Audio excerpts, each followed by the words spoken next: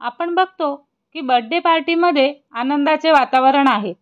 सगळे हसत गाणं करत डान्स करतात, एन्जॉय करतात आणि अचानक एक अनपेक्षित घटना घडते. अनिकाकडे उशी जाते. अनिका आईला मिठी मारते. कमळीची नजर आईच्या आठवणीत हरवते. पुढची उशी कमळीकडे येते आणि कमळी थोडीशी उदास होते. कमळी, अगं काय करणार आहेस तू? सगळ्यांचे आवाज गुंजत राहतात. हीच ती क्षणाची सुरुवात जिथे प्रेम, गैरसमज आणि सरप्राईज एकमेकात गुंतलेले असतात.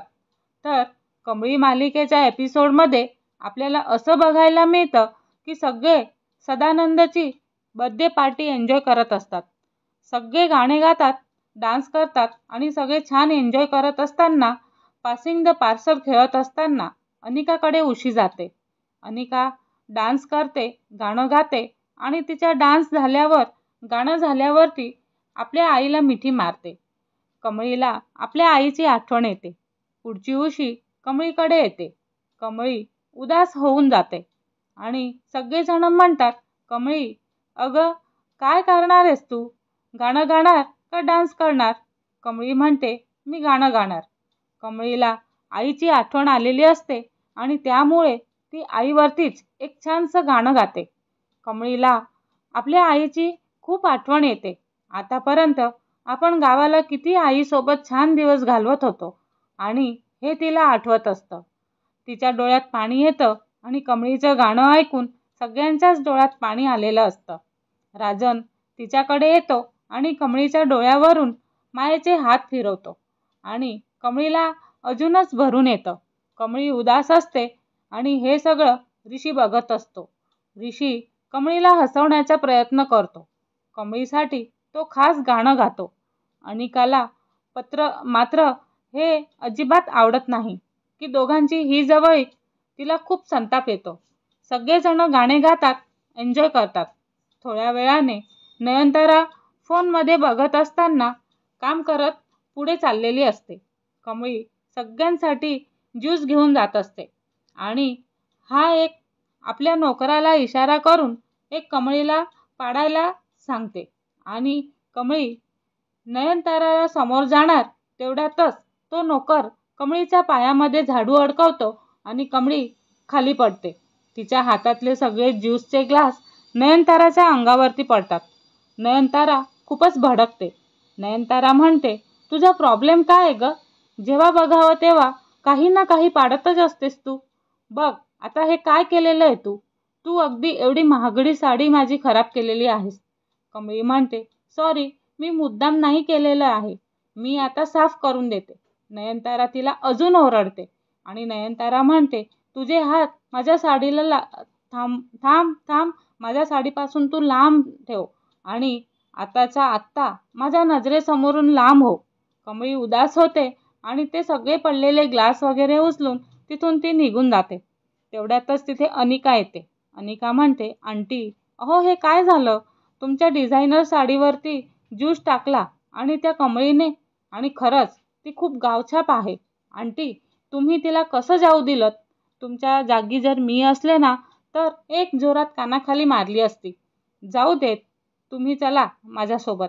मी माझ्या रूममध्ये तुम्हाला नेते आणि जरा साडी साफ करा तुमची.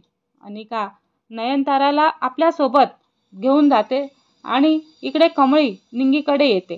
निंगी म्हणते, कमळी, अगं काय झालंय? एवढी का तू घाबरलेली आहे? तेव्हा कमळी म्हणते की निंगी, अगं ऋषी सरांच्या आईच्या अंगावरती माझ्याकडून ज्यूस सांडला.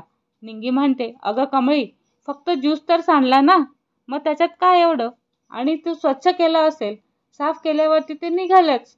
त्यात काय एवढं? तू एवढं तेल तर नव्हतं सांडलं ना अंगावरती, आणि त्यात काळजी करण्यासारखं काय नाहीये. चल, मला भूक लागलेली आहे, मला जेवायला जायचंय, असं म्हणत निंगू तिथून निघून जाते. कमळी उदास होते आणि तिला आपलं मन कोणाकडे तरी हलकं करावंसं वाटत असतं. तेवढ्यातच तिथे ऋषी येतो आणि कमळी म्हणते, काय चाललंय तुमचं? तुम्ही का माझा पाठलाग करताय? हा आता तुम्ही म्हणाल की मागच्या वेळेस सारखा गजरा राहिला आणि पडला आणि तसं काही नाही. तेव्हा ऋषी म्हणतो, नाही, वेगळंच काहीतरी कारण आहे. कमळी म्हणते, आता काय कारण आहे वेगळं ते सांगा ना, मला पण ऐकायचं आहे. तेव्हा ऋषी कमळीला म्हणतो, अगं कमळी शांत हो, मी इकडे आलोय ते वेगळ्याच कारणासाठी आलेलो आहे आणि ते म्हणजे की तुझी माफी मागायला. ऋषी कमळीच्या कानात सॉरी म्हणतो आणि तिथून निघून जातो. तेवढं तिथे एक नोकर येतो आणि तो कमळीला म्हणतो, अन्नपूर्णा मॅडमांनी तुम्हाला ही फाईल दिलेली आहे आणि ती कपाटात ठेवायला सांगितली आहे आणि खाली एवढे सगळे पाहुणे आहेत आणि त्यामुळे हरवली वगैरे म्हणून त्यांनी कपाटात ठेवायला लावलेली आहे तुम्हाला.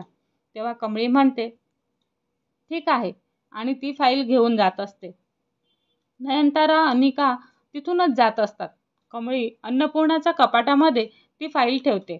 नयनतारा अनिका हे सगळं बघत असतात. नयनताराचा गैरसमज होतो. तिला असं वाटतं की कमळी इथे चोरी करायला आलेली आहे. नयनतारा अनिकाला म्हणते, अनिका ही मुलगी असं कसं कोणाच्याही रूममध्ये जाऊन कपाट उघडू शकते. तेव्हा अनिका म्हणते, आता तुम्हाला काय सांगायचं आंटी, अहो ह्या गावछाप मुलीने माझ्या आजी आजोबांवरती कुठली जादू केली आहे काय माहिती. रोज आजोबांची पायाची मालिश करण्याच्या बहाण्याने ती घरी येते आणि काही ना काही कारण सांगते आणि पैसे काढून घेते. आता परवाचंच बघा ना, माझ्या डॅड समोर हिने नाटक केलं आणि पेंजन तुटलाय असं नाटक केलं आणि मग माझ्या डॅडने लगेच हिला पेंजन गिफ्ट केलं. आंटी तुम्हाला माहिती आहे का, माझी फॅमिली खूप इनोसेंट आहे आणि ही त्याचाच फायदा उचलत असते. त्यांना आजी आजोबा म्हणून लाडीगोडी लावते आणि त्यांनाच फसवते. ही पक्की गोल्ड डिगर आहे. नयनतारा म्हणते, माहिती आहे मला, अशी लोक अशीच असतात. अनिका म्हणते, हो, एक्झाम्पल तर तुमच्या समोरच आहे ना ही मुलगी. तेव्हा नयनतारा अजूनच चिडते आणि तिथून निघून जाते. ज्या नोकराने कमळीला फाईल दिली होती, अनिका त्या नोकराला थम्सअप करते आणि तो नोकर पैसे मागत असतो आणि अनिका त्याला पैसे देते आणि अनिका तिथून निघून जाते. थोड्या वेळाने सगळे खाली हॉलमध्ये जमा झालेले असतात. राजन म्हणतो, मला काहीतरी बोलायचं आहे.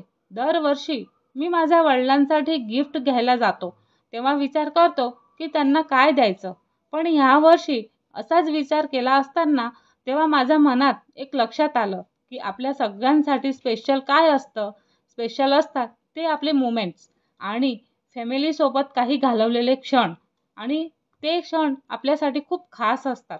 आणि म्हणूनच मी आता माझ्या पेरेंट्सला जुन्या फोटोजची एक छानशी स्लिडशी तयार केलेली आहे आणि त्यांच्यासमोर हे स्लाइड शो आपण सगळ्या आठवणी सादर करणार आहोत. सगळ्यांना खूप आवडेल. सदानंद भावूक होतो आणि राजन सदानंदच्या हातामध्ये चाकू देतो आणि तो केक कट करायला सांगतो. सदानंद म्हणतो, हे माझ्यासाठीच आहे आणि हे सगळं तुमच्यामुळेच झालेलं आहे. कमळी हे सगळं पाहते आणि तिच्या डोळ्यात पाणी येत असतं आणि कामिनी सुद्धा हे सगळं शंकेचे नजरेने बघत असते. सगळ्यांचे प्रेम, स्नेह आणि एकमेकांबद्दल असलेली माया बघून कमळीच्या मनामध्ये पण एक असा विचार येतो की तिची आईची खूप आठवण येत असते. आणि हे सगळं बघण्याआधी जर तुम्ही आमच्या चॅनलला लाईक, शेअर, सबस्क्राईब केलं नसेल तर सबस्क्राईब करा आणि व्हिडिओ आवडल्यास लाईक द्यायला विसरू नका. धन्यवाद.